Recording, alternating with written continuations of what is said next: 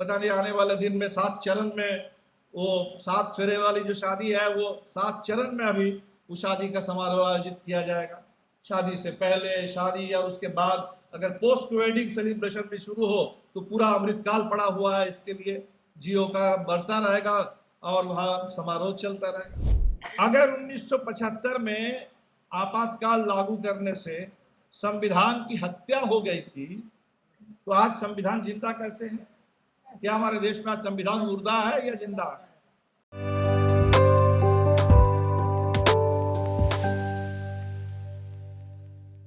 पटना के रविंद्र भवन में हक दो वादा निभाओ अंतर्गत एक कार्यक्रम का आयोजन किया गया, जो कि भाकपा माले के नेतृत्व में इस कार्यक्रम का आयोजन किया गया। इस मौके पर महासचिव दीपांकर भट्टाचार्य ने भाजपा पर कड़ा निशाना साधा। क्या कुछ कह रहे हैं, पहले उनकी बातों को देखिए और तो सुनिए। भी पता नहीं आने वाले दिन में 7 चरण में वो 7 फेरे वाली जो शादी है वो 7 चरण में अभी उस शादी का समारोह आयोजित किया जाएगा। शादी से पहले, शादी या उसके बाद अगर पोस्ट वेडिंग सेलिब्रेशन भी शुरू हो तो पूरा अमृतकाल पड़ा हुआ है इसके लिए। जियो का बढ़ता रहेगा और वहाँ समारोह चलता रहेगा। लेकिन हमारे लिए जो चिंता की बात कि उस समारोह में हमने देखा कि हमारे इंडिया गठबंधन के बहुत बड़ा हिस्सा वहां भी जाकर के बिल्कुल हाजिर है। अंबानी के वहां अंबेडकर के नाम पर पूरे देश में राजनीति करने वाले अब अंबेडकर और अंबानी को एक जगह पर मिलाने की पूरी जो कोशिश शुरू हुई, ये लेकिन बहुत इस देश के लिए चिंता की बात है। इसीलिए ऐसा एक दौर है जहां राष्ट्रीय संदर्भ में वाकई अगर हमें संविधान की रक्षा करनी है, अगर लोकतंत्र की रक्षा करनी है, तो संविधान और लोकतंत्र की रक्षा करने के लिए क्या हुआ है, यहाँ यूट्यूब के साथियों, एक ये जो राष्ट्रीय संदर्भ है वो संदर्भ है।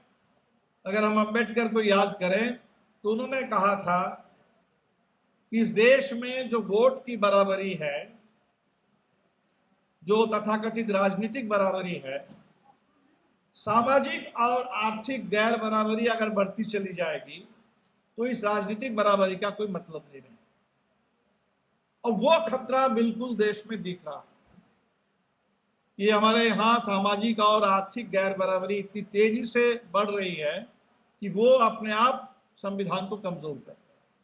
और दूसरा जो राजा राम जी ने बताया कि जो भारतीय जनता पार्टी की नई कोशिश है, अभी 25 जून को इन्होंने कह दिया संविधान हत्या दिवस। अगर 1975 में आपातकाल लागू करने से संविधान की हत्या हो गई थी तो आज संविधान जिंदा कैसे है? क्या हमारे देश में आज संविधान मुर्दा है या जिंदा है? ये तो बड़ा सवाल है देश के सामने। तो दरअसल भारतीय जनता पार्टी अक्सर जो उसके मन की बात है उसी बात को वो इसी तरीके से सामने ले आती है।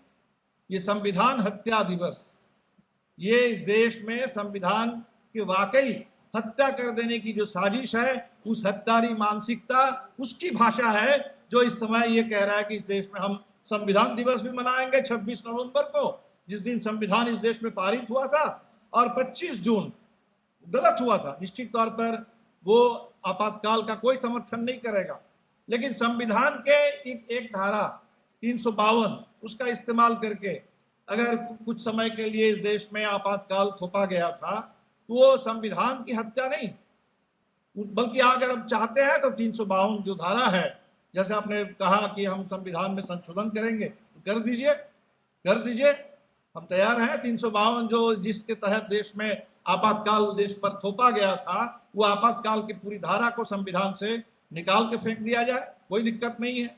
लेकिन जो लोग पूरे देश में आज पूरे देश के फौजदारी कानून में संशोधन ला करके अंग्रेजों के जमाने से भी खतरनाक कानून वो देश पर थोपना चाहते हैं, जो देश में राजनीतिक आजादी को खत्म कर देना चाहते हैं, हर तरह के नागरिक अधिकार को कुचल देना चाहते हैं, वो आज कह रहे हैं कि संविधान हत्या दिवस हम मनाएंगे 25। तो आपने देखा और सुना, वो साफ तौर पे कह रहे हैं कि जिस तरह से भाजपा कह रही है कि आगामी 25 तारीख को जो है संविधान हत्या दिवस मनाया जाएगा। उन्होंने ये भी कहा कि जब आपातकाल लागू किया गया था उस वक्त क्या संविधान खत्म हो गई थी?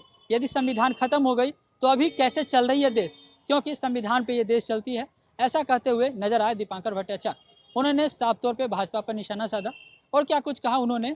अनंत अंबानी की शादी को लेकर, 7 फेरों को लेकर के आपने इस वीडियो में देखा। आपकी क्या प्रतिक्रिया, कमेंट करके जो बताइएगा। आप देख रहे हैं बिहान इंडिया, मेरा नाम है विशाल, बहुत बहुत धन्यवाद। अगर आपको हमारा वीडियो पसंद आया हो तो बिहान इंडिया के चैनल को लाइक कीजिए, सब्सक्राइब कीजिए और अपने परिवार और अपने दोस्तों के साथ शेयर करना ना भूलें। साथ ही हमारा बेल आइकन भी जरूर दबाएं और हमारा चैनल ट्विटर, फेसबुक और यूट्यूब पे है, तो तीनों जगह अपना सपोर्ट जरूर दिखाएं।